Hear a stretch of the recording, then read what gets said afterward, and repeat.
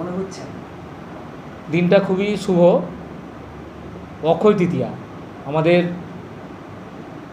বাঙালিদের কাছে এই দিনটি একটা গুরুত্বপূর্ণ দিন। আমাদের মানবিক মুখ্যমন্ত্রী মমতা বন্দ্যোপাধ্যায় এরকম একটা বাঙালির আবেগের দিন, একটা গুরুত্বপূর্ণ দিন অক্ষয় তৃতীয়াকে বেছে নিয়েছেন উদ্বোধনের দিন হিসাবে। আমি একজন বাঙালি হিসাবে খুবই আনন্দিত, গর্বিত যে অক্ষয় তৃতীয়ার পূর্ণ লগ্নে, পুণ্যতিথিতে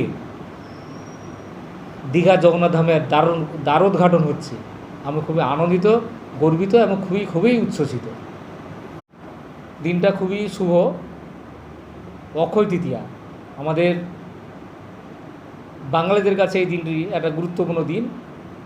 আমাদের মানবিক মুখ্যমন্ত্রী মমতা বন্দ্যোপাধ্যায় এরকম একটা বাঙালির আবেগের দিন, একটা গুরুত্বপূর্ণ দিন অক্ষয় তৃতীয়াকে বেছে নিয়েছেন উদ্বোধনের দিন হিসাবে। আমি একজন বাঙালি হিসাবে খুবই আনন্দিত, গর্বিত যে অক্ষয় তৃতীয়ার পূর্ণ লগ্নে, পুণ্যতিথিতে দীঘা জগন্নাথ ধামের দ্বারোদ্ঘাটন হচ্ছে।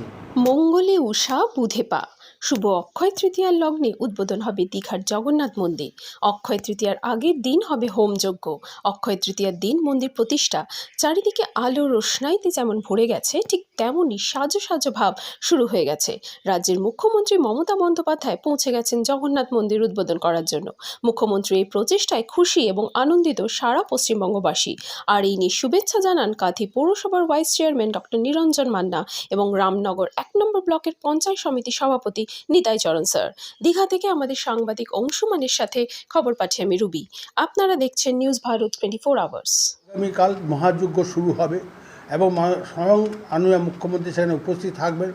30 তারিখে তিনি হচ্ছেন উদ্বোধনের মাধ্যম দিয়ে মন্দির ওপেন করে দেবেন, যাতে সাধারণ দর্শক সেখানে প্রবেশ করতে পারে।